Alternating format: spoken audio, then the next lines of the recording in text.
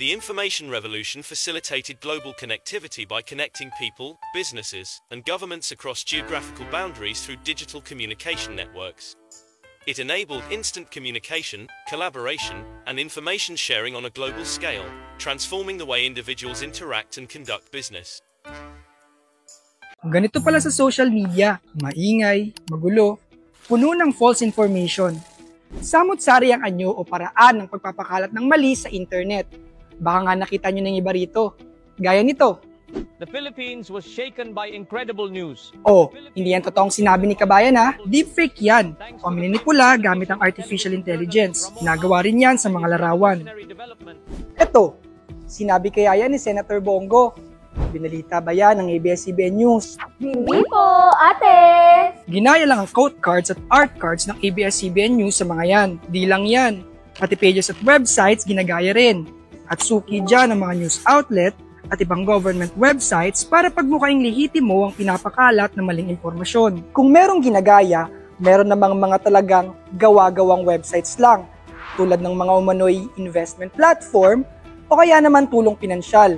Nakaka-excite, di ba? Parang ito. Isa ka rin ba sa tuwang-tuwa kapag nakakita ng ganito? O natakot dahil sa mga balitang ganito? Baka matagal na yan ha, move on na tayo. Kasi malay mo, makatagpo ka ng bago. Pero check mo, baka kasi ang mahanap mo ay hindi pala totoo. Kumbaga sa video o larawan, hindi tugma ang pinalalabas na kwento sa totoong pangyayari. Out of context ang tawag doon.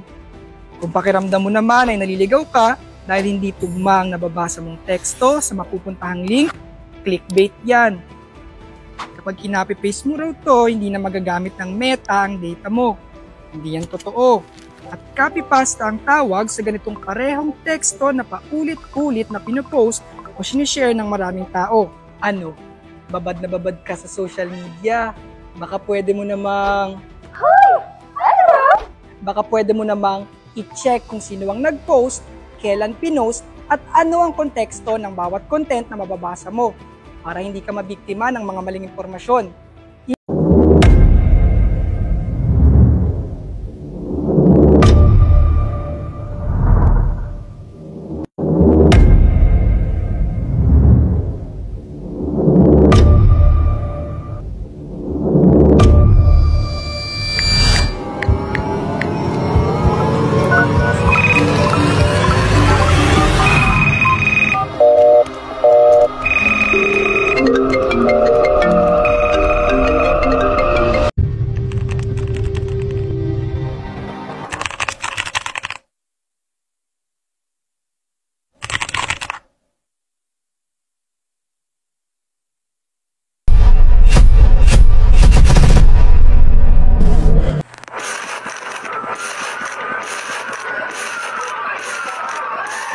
Nababahala ang ilang eksperto sa dumaraming bilang ng kabataang na biktima ng cyber harassment nitong pandemya.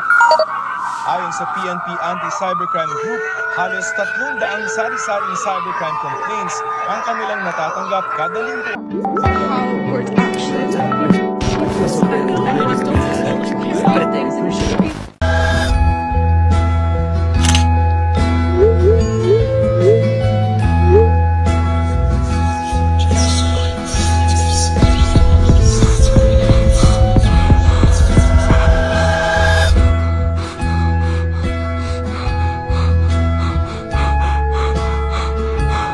Is never okay. It's important to remember that words have power, and hurtful comments or message can have serious effects on someone's mental health.